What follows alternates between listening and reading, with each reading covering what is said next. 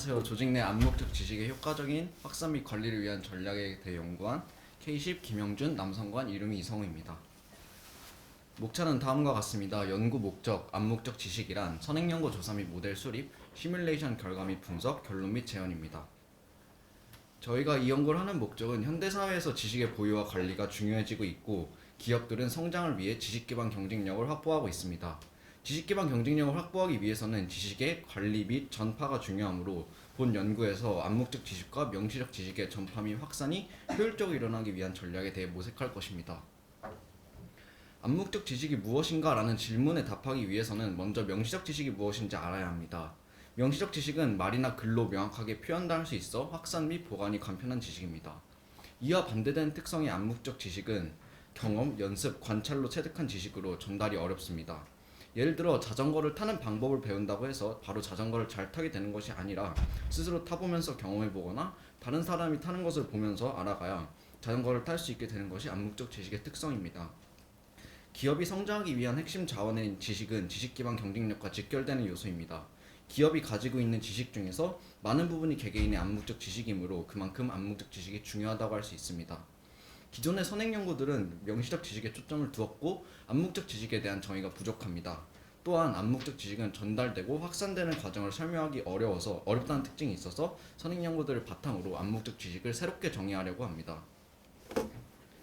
저희는 사전연구기관에 조사했던 4가지 모델과 선행연구를 조합하여 새롭게 모델 수립을 위한 암묵적 지식을 정의하였습니다. 먼저 조직 구성원이 업무를 수행하며 경험을 토대로 암묵적 지식을 얻고 자신보다 뛰어난 사람을 견습하며 암묵적 지식을 얻는다는 것, 개인과 개인의 상호작용, 접촉을 통하여 암묵적 지식을 체득할 수 있고 마치 모델의 조직 코드에서 명시적 지식을 학습한다.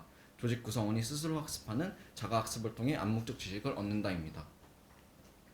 이러한 정의를 바탕으로 저희가 만든 조직학습 모델의 구조는 다음과 같습니다. 가장 먼저 조직의 암묵적 지식과 명시적 지식을 설정하고 구성원이 지식을 얻는 방법을 3가지로 나누었습니다. 상호작용을 통해 체득하는 상호학습, 스스로 암묵적 지식을 배우는 자가학습, 조직 코드에서 명시적 지식을 배우는 코드학습입니다. 여기에서 상호학습은 명시적 지식 상호학습과 암묵적 지식 상호학습으로 나누었습니다. 이 3가지 지식학습 방법은 모두 동시에 일어나 조직 구성원이 가진 암묵적 지식과 명시적 지식에 증가하는 데 기여하게 됩니다. 다음으로 모델 설정입니다. 저희는 먼저 양지석 교수님의 지식 간 연결이라는 개념을 사용하였는데요. 먼저 자전거를 잘 탈 수 있다. 이거는 암묵적 지식인데 이러한 암묵적 지식이 있기 위해서는 먼저 자전거가 무엇이고 어떤 용도인지에 대한 명시적 지식이 기본적으로 필요합니다. 따라서 저희는 이 암묵적 지식이 있기 위해서는 명시적 지식이 필요하다고 봤고 이 암묵지가 명시적 지식의 연결로서 표현될 수 있다고 생각하였습니다. 이때 한 사람이 가지고 있는 명시적 지식은 안다 모른다의 유무에 따라서 1과 0으로 부여하였고 암묵적 지식은 명시적 지식의 연결에 그 0부터 1까지 임의의 실수의 가중치를 부여하여 표현하였습니다. 이때 명시적 지식 간 연결은 이제 알고 있는 명시적 지식 간 연결만 가능하고 그 다음에 그 연결에는 방향성이 있다고 봤습니다. 만약에 명시적 지식 1에서 3으로 가는 것과 명시적 지식 3에서 1로 가는 것은 각각 다른 것으로 바라본 것이죠. 또한 저희는 모델의 단순함을 위해서 명시적 지식 간의 연결은 자기 자신과의 연결 또는 한 쌍만의 연결을 고려하였습니다. 다음 그림과 같이 각 구성원들은 명시적 지식과 암묵적 지식을 가지고 있습니다. 이걸 좀 더 설명을 해보자면 한 사람에게는 총 n개의 명시적 지식이 있습니다. 이때 이 명시적 지식을 안다 모른다를 이게 행렬 1 곱하기 m 행렬로 나타낼 수 있고 이 각각의 원소는 0 또는 1이 임의로 배정되게 됩니다.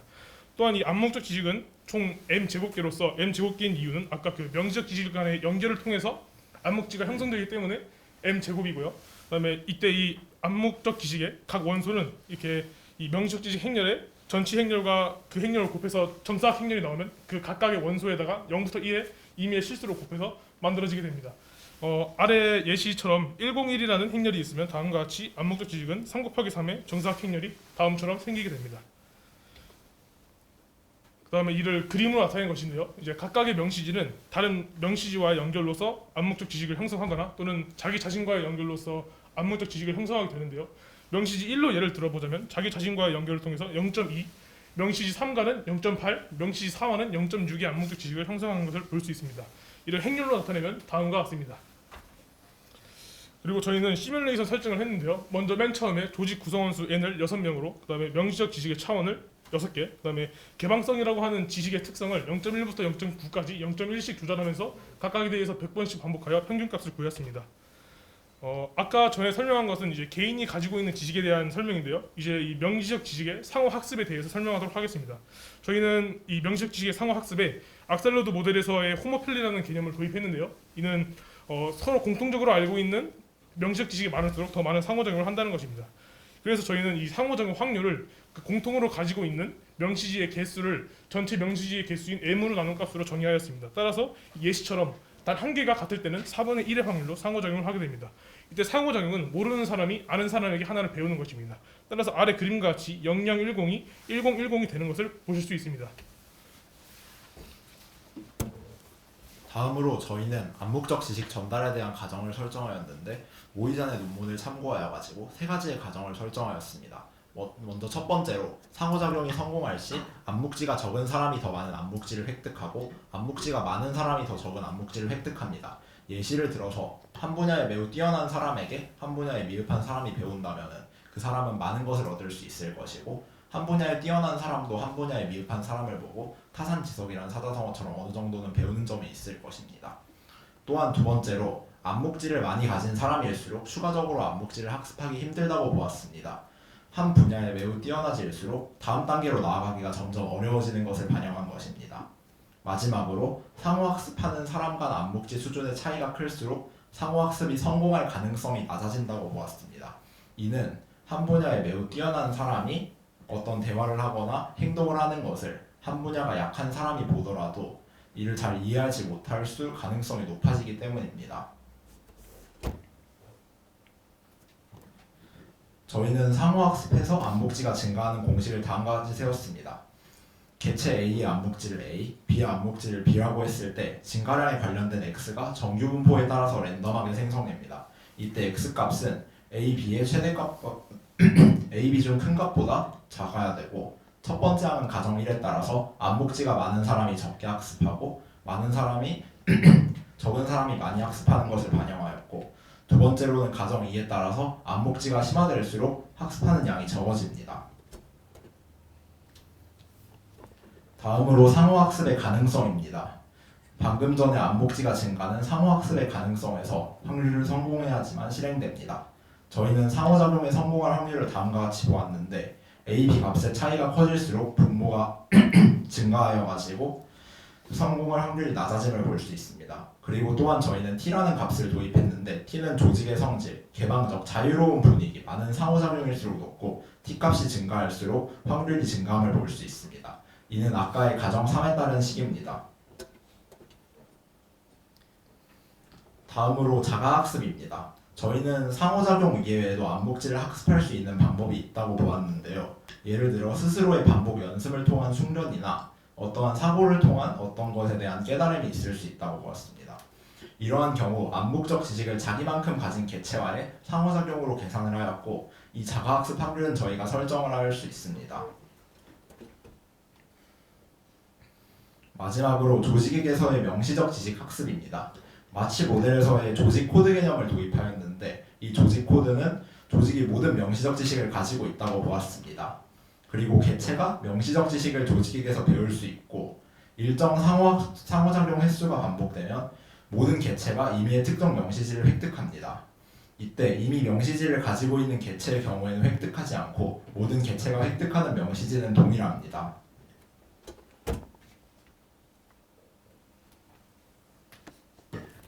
이제 다음으로 시뮬레이션 결과에 대한 설명을 드리겠습니다. 우선 저희는 지식의 확산이 시뮬레이션에서 잘 작동하는지 확인하고 명시지의 확산에만 집중한 선행 연구와 달리 상호학습이 있을 때 암묵지가 어떻게 확산되는지 보기 위하여 자가학습을 제외하고 상호학습과 코드학습만을 고려한 모델을 제작하였습니다. 이때 X축은 조직의 개방성을 뜻하는 T, 그리고 Y축은 이제 조직 전체 암묵지의 평균이 각각 0.6, 0.7, 0.8, 0.9에 도달하기 위한 전체 상호작용 횟수를 뜻합니다. 이 경우 개방적인 환경일수록 이제 같은 양의 암묵지를 습득하는데 필요한 상호작용 횟수가 줄어들어 더 효율적인 학습을 할 수 있었고 조직 전체의 지식의 평균이 커질수록 이제 상호작용 횟수가 개방성이 0이랑 0.2 사이일 때 급격하게 감소함을 확인할 수 있었습니다. 이후 저희는 기존 모델에서 자가학습할 확률 또한 추가하였습니다. 이 그래프는 자가학습할 확률을 X축, 개방성을 Y축, 그리고 Z축을 조직 전체 암묵적 지식의 평균이 0.8에 도달하기 위한 상호작용과 자가학습 횟수의 합을 Z축으로 나타내었습니다. 저희는 이제 암묵지의 평균 목표치와 무관하게 동일한 경향성을 나타난다는 것을 확인하였으므로 적절한 0.8로 결과를 나타내었습니다. 이 경우 자가학습할 확률이 증가하고 개방적인 환경일수록 전체 상호작용 횟수가 감소하여 빠른 암묵지의 학습이 가능함을 알 수 있었습니다. 이제 현실에서는 시간적인 자원이 한정되어 있기 때문에 같은 시간 안에 자가학습을 할지 아니면 상호작용을 할지 선택해야 합니다. 예를 들어서 혼자 학습하는 경우에는 상호작용을 하지 못하고 상호작용만을 하는 경우에는 스스로 학습하지 못하기 때문에 저희는 시간적 자원이 한정되어 있을 때 자가학습과 상호학습 사이의 균형을 찾기 위하여 이 그래프를 자가학습할 확률과 조직의 개방성의 합이 1일 때를 기준으로 자른 단면을 확인하였습니다. 그 결과 조직의 개방성이 약 0.4일 때 조직 전체 암묵적 평균이 0.8에 도달하기 위한 상호작용의 횟수가 최소가 되어 가장 효율적인 암묵적 지식의 습득이 일어남을 알 수 있었습니다. 다음은 조직이 도달해야 하는 조직 전체 암묵적 지식의 평균을 0.6부터 0.9 사이 0.1 단위로 변경해가며 이에 따른 상호작용과 자가학습 횟수의 합을 나타낸 그래프입니다. 마찬가지로 조직의 개방성, 즉 상호학습이 약 0.4일 때 가장 효율적인 학습이 일어났습니다. 이제 또한 조직 전체 암묵적 지식의 평균이 증가할수록 그러한 티핑 현상이 도드라지게 나타남을 확인할 수 있었습니다. 저희는 명시지 차원이나 사람의 수가 결과에 영향을 줄 수 있지 않을까 하는 우려에 결과에 대한 신뢰도를 높이기 위해서 지식의 차원, 사람의 수를 바꿔가며 동일한 시뮬레이션을 시행한 결과 같은 경향성이 나타남을 확인하였습니다. 이제 결론적으로 조직 전체의 규모에서 암묵적 지식을 효율적으로 습득하기 위해서는 상호학습과 자가학습 사이에 적절한 균형을 필요함을 저희 시뮬레이션을 통하여 알 수 있었습니다. 또한 이러한 균형의 위치는 목표 암묵지의 평균이 증가할수록 더 분명하게 나타났습니다. 또한 이러한 경향성은 지식의 차원이나 구성원 수와 관계없이 동일하게 나타났습니다. 이를 통해 알 수 있는 점은 이제 현실에서 시간적 자원은 한정되어 있기 때문에 조직은 너무 개방적이어도 안 되고 그렇다고 너무 폐쇄적이어도 안 된다는 것입니다. 따라서 이제 효율적인 학습을 위해서는 조직은 구성원들의 상호학습과 자가학습 사이에 학습을 모두 고려한 절충안을 생각해야 될 것입니다. 만약 조직원들 간의 상호학습이 너무 적다면 상호학습의 금전적 이익이나 승진들과 같은 보상을 부여하여서 이를 해결하고 너무 상호학습만 하는 경우에는 개인적 시간을 좀 더 부여하여 자학습이 더 잘 이루어질 수 있는 환경을 조성해야 될 것입니다. 이제 추후에는 조직 구성원들 사이의 신뢰도 정도를 나타내는 신뢰도과 그리고 조직 구조와 같은 변수를 추가하고 과제 수행 능력, 전문성 그리고 다양성과 같은 요소들 또한 시뮬레이션에 추가할 계획입니다. 지금까지 K10조였습니다. 감사합니다.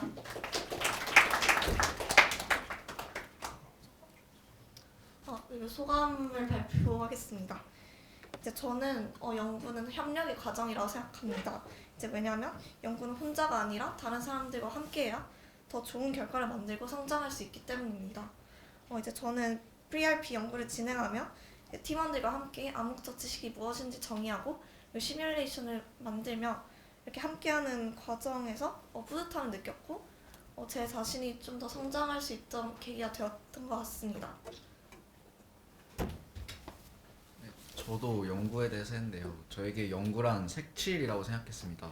그 이유는 이 주제에 대해 연구해보면서 부족한 부분 없이 연구에서 말하고자 하는 논리를 점점 완성도 있게 채워나가는 과정이라고 느꼈기 때문입니다. 저는 이 주제에 지원하게 된 동기가 약간 뭔가 이렇게 생각하는 거 좋아하고 주제 흥미를 느껴서 연구를 해봤는데 이쪽 분야에서 연구가 어떻게 진행되는지 간접적으로 체험해볼 수 있는 기회가 되었었던 것 같아서 좋았습니다. 그 중에서도 조직을 구현한 시뮬레이션 모델을 작성하고 실행해볼 수 있어서 의미 있었던 것 같습니다. 저에게 연구란 MSG입니다. 일단 왜 MSG를 했냐면 물리학의 연구를 뿌려도 이제 물리학이 더 맛있어지고 수학의 연구를 뿌려도 수학이 더 맛있어집니다. 근데 심지어 이 지금 저희가 하는 게 경영학이거든요. 이 경영학의 연구를 뿌렸는데 경영학도 맛있게 할 수 있었습니다. 그래서 저는 연구를 MSG라고 표현을 했고요. 그다음에 프리URP 기간 동안 일단 조교님과 저희 친구들에게 정말 감사함을 느끼고 이런 새로운 연구를 할 수 있어서 너무 기쁩니다. 저도 연구에 대해서 말씀드릴 건데 제가 생각하는 연구는 실전입니다. 맨날 그 공부를 하면서 연습을 해봤자 실전을 못하면 의미가 없고 또한 실전이 재미있는 법입니다. 그리고 이번 프리-URP를 3번째 참가하는데 2번을 온라인으로 했는데 이번에 프리-URP를 하면서 대면으로 하는 게 엄청 재밌었던 것 같습니다. 그리고 평소 사회과학 분야에 좀 관심이 있었는데 이를 어떻게 연구하는지를 이번 연구를 통해서 알 수 있어서 기뻤던 것 같습니다. 감사합니다.